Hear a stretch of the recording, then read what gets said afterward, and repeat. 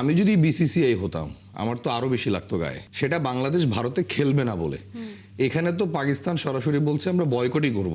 যে বিশ্ব ইভেন্টে আপনি চাইলেই এক একটা ম্যাচে এক এক রকম ভাবে নামতে পারেন না। আমরা তো খালি শুনছি যে আইসিসি কঠিন শাস্তি দেবে পিসিবিকে, কিন্তু ওই যে যেটা আসলে প্রতিবেদনে দেখলাম বা এহসান মানি সাবেক আইসিসি চেয়ারম্যান তিনি বলেছেন যে চাইলেও পারবে না, কারণ এই একই কাজ তো ভারতও করে গেছে। তাহলে কি আসলে সম্ভব?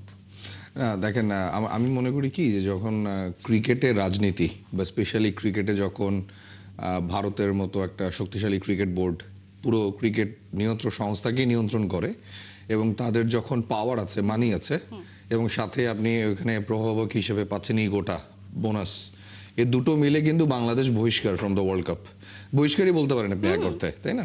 তো বাংলাদেশের এগেনস্টে তারা যেই বিশ্ব ক্রিকেট নিয়ন্ত্রক সংস্থা এরকম সিদ্ধান্ত নিতে পারে, সেটা বাংলাদেশ ভারতে খেলবে না বলে। এখানে তো পাকিস্তান সরাসরি বলছে আমরা বয়কটই করব। সো আমি যদি বিসিসিআই হতাম আমার তো আরো বেশি লাগতো গায়ে, মানে আমি ওই পার্সপেক্টিভ থেকে বলছি।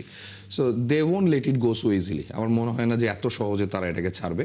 আপনি যদি আইসিসির ঠিক পাকিস্তান গভর্নমেন্টের ওই বিবৃতির পরপরই যদি আইসিসির 3-4 ঘন্টা পরে দেয়া যদি লেটারটা দেখেন, সেখানে ইনিয়ে বিনিয়ে অনেক কথাই রয়েছে।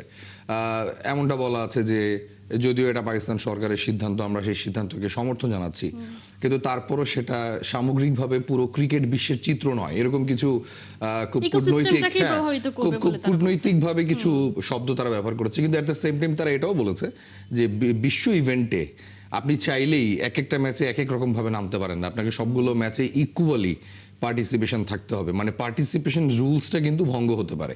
তো সেখানে কিন্তু তারা একটা প্রচ্ছন্ন হুঁশিয়ারিও দিয়ে রেখেছিল। তো সেটার একটা কনসিকুয়েন্স আমি জানি না, মিটিংটা কোথাও আমি দেখেছি মিটিংটা গতকাল হওয়ার কথা, কোথাও দেখেছি আজকে হবে, আবার কালকেও হতে পারে এরকম শুনেছি। যেখানেই হোক আমি মনে করি ভয়াবহ একটা শাস্তি তো তারা অবশ্যই দেবে। একদম বেসিক ধরেন যে একদম ন্যূনতম শাস্তিও যদি হয়, সেটা হচ্ছে যে পিএসএল এ কোনো ছাড়পত্র যেন কোনো বড় বড় দেশগুলো তাদের প্লেয়ারদের না দেয়। এটা হচ্ছে একদম মিনিমাম, বেয়ার মিনিমাম, যে পিএসএলটাকে তারা ফার্স্টে ধসিয়ে দেবে। এবং পিএসএল এর লেভেল কিন্তু আপনি যদি লাস্ট 3-4 বছর ধরে দেখেন, in terms of broadcasting quality, in terms of players, এবারের বিপিএল এ মঈন আলী খেলে গেছেন। মঈন আলী নিজে আমাকে বলেছেন যে আমি প্রিফারিং পিএসএল ওভার আইপিএল, তিনি বলেছেন। সো আপনি যদি ফাফ ডু প্লেসিকে দেখেন, আইপিএল ছেড়েছেন তিনি, এবং তিনি স্পষ্ট করে বলেছেন আমি পিএসএল খেলবো। তার মানে পিএসএল এ মানি আছে, পিএসএল এ ওই গ্ল্যামারটা আছে যেটা তারা চান।